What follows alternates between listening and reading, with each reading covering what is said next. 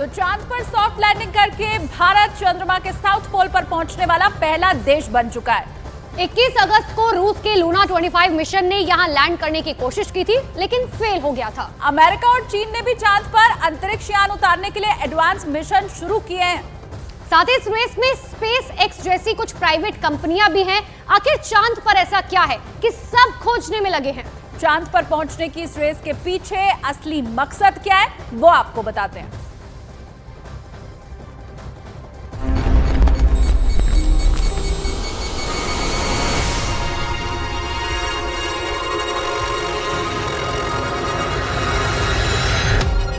अपनी आंखों से इतिहास बनते देखिए। लैंडर मॉड्यूल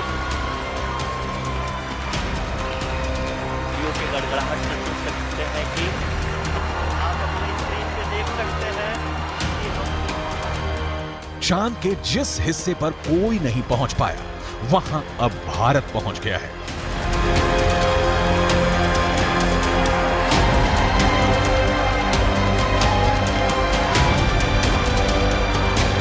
चांद के जिस टुकड़े को अभी तक किसी ने नहीं देखा, उसे इसरो ने दुनिया को साक्षात दिखा दिया है।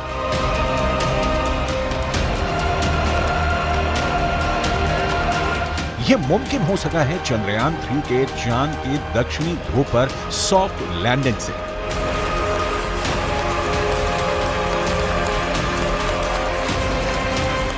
चंदा मामा बहुत दूर के हैं, अब एक दिन वो भी आएगा जब बच्चे कहा करेंगे, चंदा मामा बस एक टूर के हैं। अद्भुत,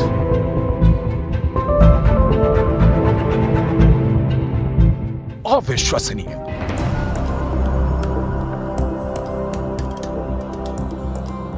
अकल्पनीय।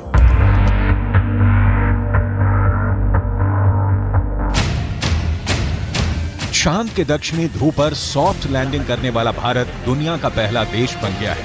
चंद्रमा के दक्षिणी ध्रुव पर भारत की अमिट छाप छोड़कर भारत का चंद्रयान 3 ने वर्ल्ड रिकॉर्ड बना दिया है। चांद के दक्षिणी ध्रुव पर उतरकर उसके दीदार करने का सपना ऐसे तो दुनिया के सभी बड़े बड़े देश देख रहे थे, लेकिन जीत का सेहरा भारत के सिर सजा है। भारत चंद्रमा के उस दक्षिणी ध्रुव पर पहुंचा है जहां आज तक दुनिया का कोई भी देश नहीं पहुंच सका। अब आज के बाद से चांद से जुड़े मिथक बदल जाएंगे, कथानक भी बदल जाएंगे और नई पीढ़ी के लिए कहावतें भी बदल जाएगी। इसरो के मिशन कंट्रोल रूम में तालियों की गड़गड़ाहट के बीच चंद्रयान 3 का लैंडर विक्रम चांद के दक्षिणी ध्रुव पर उतर गया है।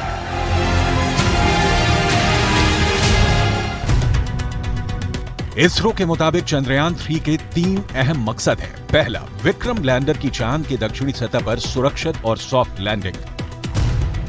दूसरा, प्रज्ञान रोवर को चांद की सतह पर चलाकर दिखाना। तीसरा, वैज्ञानिक परीक्षण करना।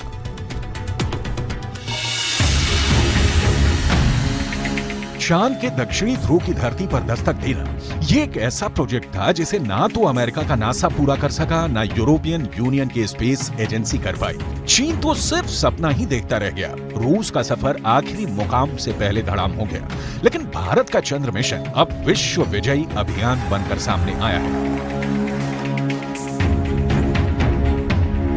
धरती से 3,84,000 किलोमीटर की दूरी तय करके चंद्रयान 3 का लैंडर विक्रम चांद के उस दक्षिणी ध्रुव पर पहुंच गया है जो रहस्यों से भरा है, जिसके सच से अभी पूरी दुनिया अनजान है।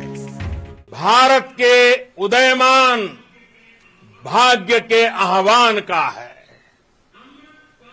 अमृत काल की प्रथम प्रभा में सफलता की ये अमृत वर्षा हुई है। हमने धरती पर संकल्प लिया और चांद पर उसे साकार किया।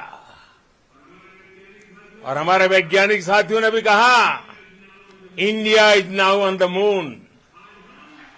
आज हम अंतरिक्ष में नए भारत की नई उड़ान के साक्षी बने हैं।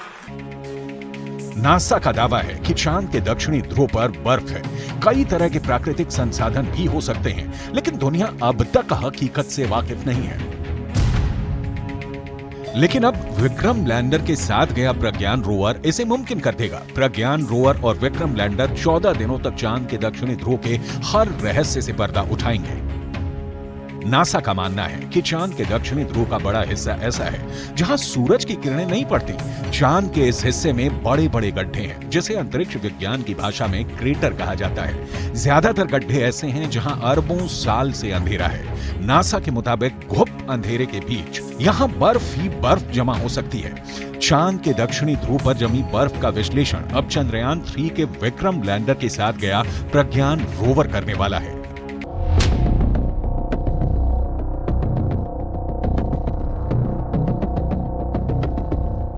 प्रज्ञान रोवर APXS से लैस है। APXS यानी alpha particle X-ray spectrometer. APXS चंद्रमा की सतह की मौलिक संरचना की जानकारी जुटाएगा। यह चांद की सतह पर केमिकल और मिनरल का अध्ययन करेगा।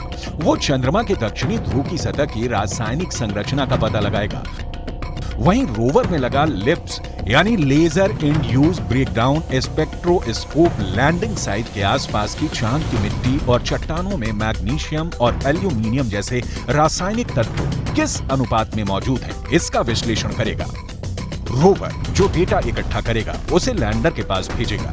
लैंडर उसे प्रोपल्शन मॉड्यूल के पास भेजेगा। प्रोपल्शन मॉड्यूल में एस बैंड ट्रांसपोंडर भी लगा है, जिसका सीधा संपर्क इंडियन डीप स्पेस नेटवर्क के पास रहेगा। यानी जो सिग्नल लैंडर रोवर से मिलेगा उसे एस बैंड ट्रांसपोंडर भारत को भेजेगा। प्रज्ञान के काम की शुरुआत लेजर बीम के साथ होगी। लेजर बीम की मदद से रोवर चंद्रमा की सतह के एक टुकड़े को पिघला देगा। इस प्रक्रिया में मौके से जो गैसें निकलेंगी, रोवर उन गैसों का विश्लेषण करेगा। अंदाजा ये भी है कि चांद के दक्षिणी ध्रुव पर अरबों सालों से पानी बर्फ के रूप में जमा हो सकता है। अगर चंद्रयान 3 के रोवर ने इसकी पुष्टि कर दी तो चंद्रमा पर जीवन की संभावनाओं से जुड़े सटीक संकेत मिल सकते हैं। अगर संकेत सकारात्मक रहे तो चांद पर इंसानों की बस्ती बसाने का सपना भी साकार हो सकता है।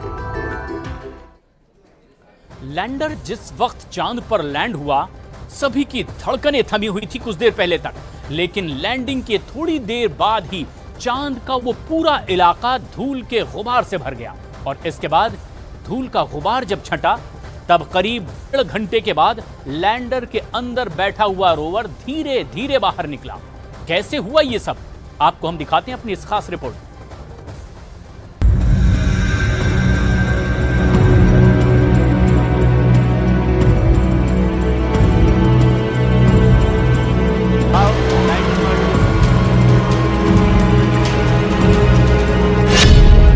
चांद पर पहुंच गया भारत का तिरंगा।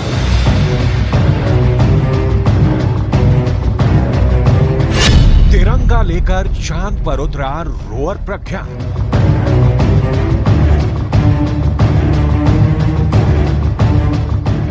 चांद पर तिरंगे की जिस एक झलक का इंतजार हिंदुस्तान के 140 करोड़ लोग कर रहे थे, वो पल आ गया।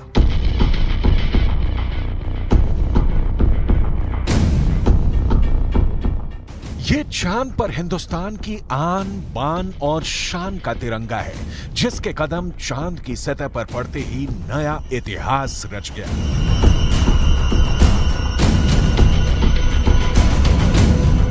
चांद से आए इस वीडियो में विक्रम लैंडर से प्रज्ञान रोवर उतरता हुआ दिखाई दे रहा है। जैसे ही विक्रम लैंडर का दरवाजा खुला, अंदर बैठा रोवर प्रज्ञान आहिस्ते से आगे बढ़ते हुए चांद की सतह पर पहुंच गया और ये प्रज्ञान के सीने पर लगा तिरंगा चांद पर भारत की शान बढ़ाने लगा।